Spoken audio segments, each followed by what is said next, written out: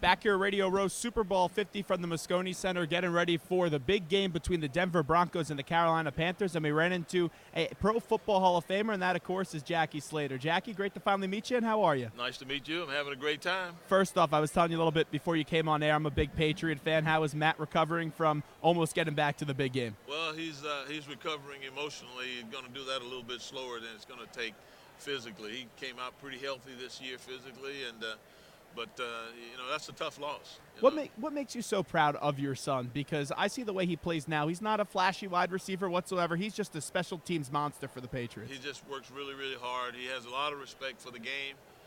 He loves the fact that he has a job that's assigned to him and that he's capable of doing it, and he does it with everything he has. So I'm so proud of him, and I think that the organization is fortunate to have him because he's exactly the type of guy that I would have always wanted as teammates. A guy who's, he's not selfish. He looks at the team. He's basically the kind of guy most offensive linemen are. We're rank and file, support role players, and it's good to have. It's refreshing, I think, for fans to know that you got those kind of. Everybody's not the prima donna superstar, and everybody can't be.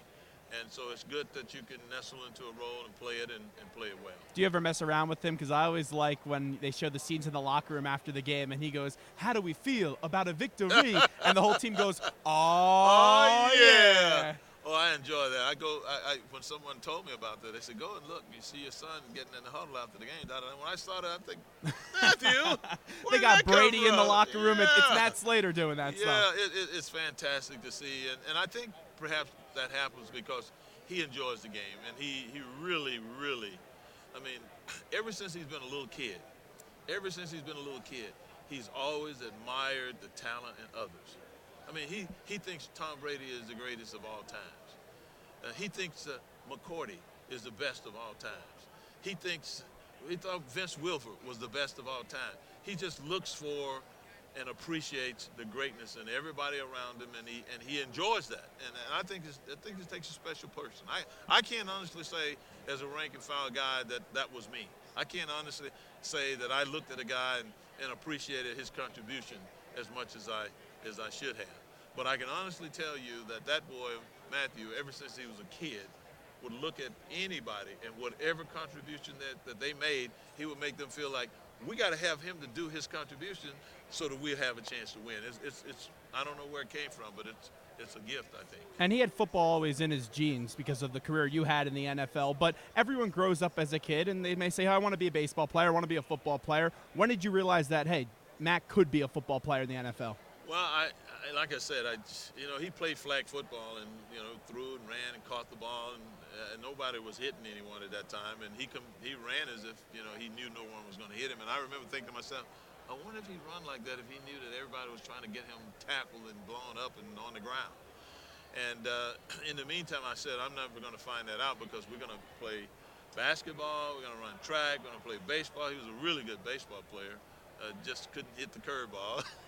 But everything, soccer, I encouraged all of that, hoping that he'd gravitate to it. And the thing that he did in each and every one of those sports, regardless of his level of performance, was he consistently played hard. He consistently practiced hard. He consistently worked hard at it.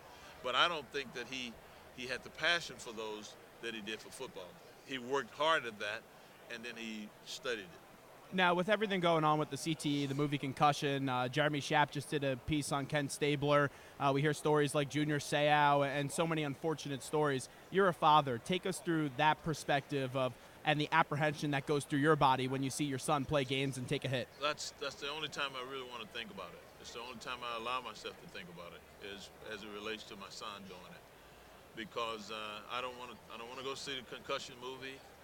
I don't want to hear I don't want to hear about the CTE, because I look at Ken Stabler. He was a quarterback, and I don't know how long he played, but Ken Stabler didn't have somebody racking his head every time the ball was snapped. And so I don't want to think about what's possibly going on with me, and I don't have any comment beyond that. But I do concern myself with my son and the reckless abandon in which he plays.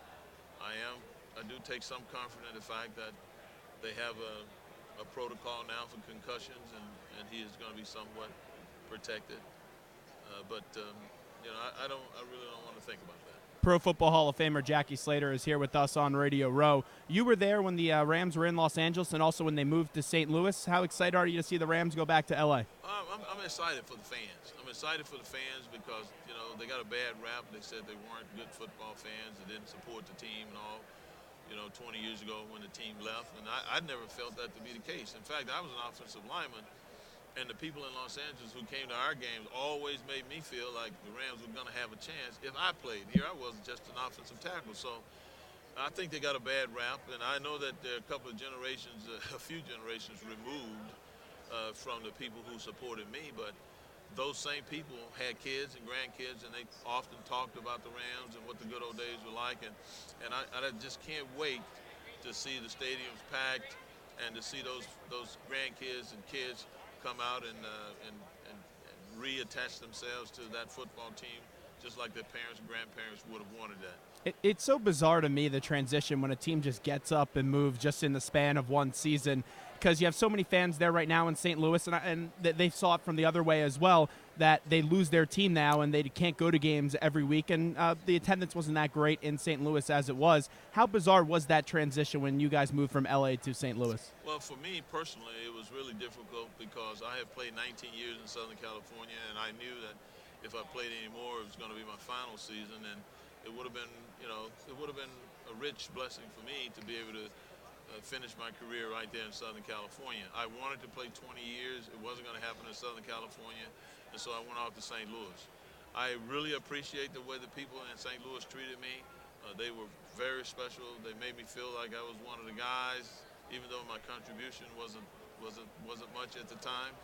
And I can honestly tell you now that I feel for the people in St. Louis more than I feel for them because I understand what they're going through. I understand how it must feel to be accused of being unsupportive, to be accused of being not caring. When I remember what they were like when we got there, I remember what they were like when they had the greatest show on turf with Mike Marks running the offense and how rabid the fan base was there. And I mean, just think about it. All the great players that you talk to, all the great players that he interviewed, what do they always say? They say, we got the best fans in the world. And I can honestly tell you that I said that in Southern California and I felt that way. And I can honestly tell you that though I wasn't playing, I saw that in St. Louis at times with the fan base there and the guys that were playing. So I feel badly for those people, and especially those people because they've lost, two teams in St. Louis now. So it's just a tough thing. But I got to tell you, and I say this without any hesitation, I was originally a little bit upset with the Rams ownership for leaving L.A. and going to St. Louis. When I got to St. Louis, I was on PUP, physically unable to perform. Sure. And a part of my job description was to go around and meet the new suite owners and a lot of the people from the Fortune 500 companies and whatnot.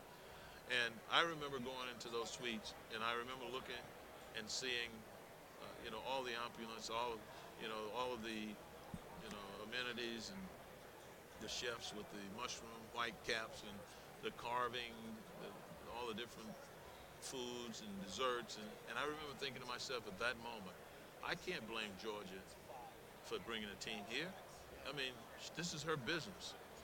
We're as players clamoring to be free agents like we have now. I didn't have it during my career till the end. And we want to be able to shop our wares. Why can we tell an owner that they can't just up and move their team? I know there's a deeper attachment with the community and all that, but I mean, to deny an owner an opportunity to do what Georgia did to take the team to St. Louis would be to deny myself the opportunity to go someplace else for a bigger situation. So her situation was improved right away. I could see it. And the moment I saw that, just how fortunate the situation was for her, at that point in time, I no longer held it against her and her organization for moving. By the same token, I would encourage the people in St. Louis to realize that I don't know Stan Kroenke, but I would imagine with everything I've heard about him, he's about to do the same thing. I mean, this is going to be a bonanza for him coming back to Los Angeles. And what free agent in the National Football League, anybody who aspires to bigger and better things, how can you hold that against him? He's doing what he thinks is best for his business.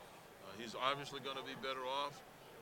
you know, with the situation that he's creating out there. So, you know, it's just one of those things that we as American football fans are going to have to learn to roll with. Real quickly before we let you run and, of course, get to what you're promoting today, I have to ask you about the offensive lines in these games. What stands out to you with the Broncos' offensive line and then the Panthers' offensive line? Well, I think Kubiak has done a good job of building an offensive line that he's comfortable with.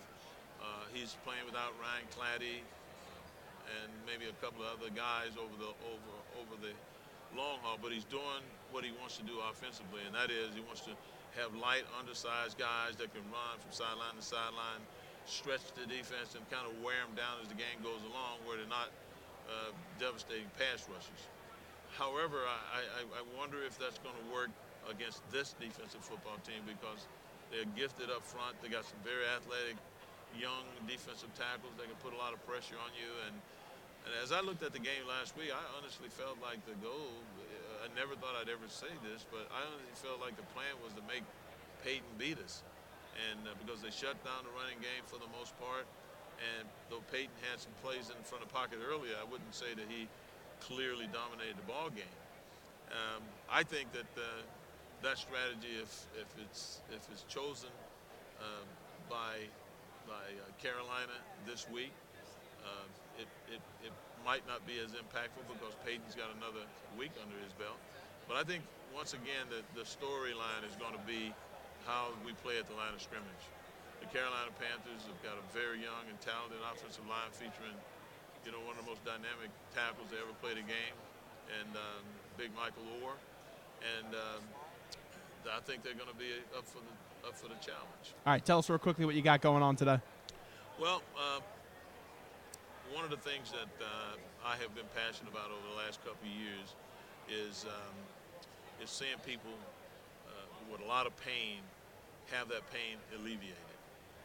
And Zimmer has done a fantastic job of coming alongside people who are suffering from osteoarthritis and making that process of joint replacement a more bearable one. I had the opportunity to visit with Tim Cromwell. You remember him, the defensive tackle that played with Cincinnati, had that really grotesque lower leg injury. Oh, yeah. And I was standing there talking to him, and he didn't bat an eye.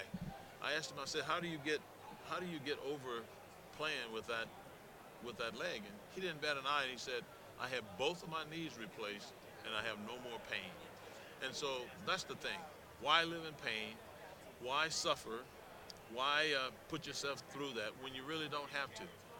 And that's the message. You know, hips, shoulders, knees. I mean, it's not like you got to wait for the best technology. The best technology and state-of-the-art technology is happening right now. And so the quality of life that an individual has an opportunity to live can be increased, you know, by getting those things taken care of, man. You don't have to be in pain. Jackie, great to meet you. Thanks so much for stopping by. You're very welcome, very welcome. There is Jackie Slater joining us from Radio Rome. We're brought to you by Peerless Boilers. It's Peerless who builds America's best boilers, and we'll be right back.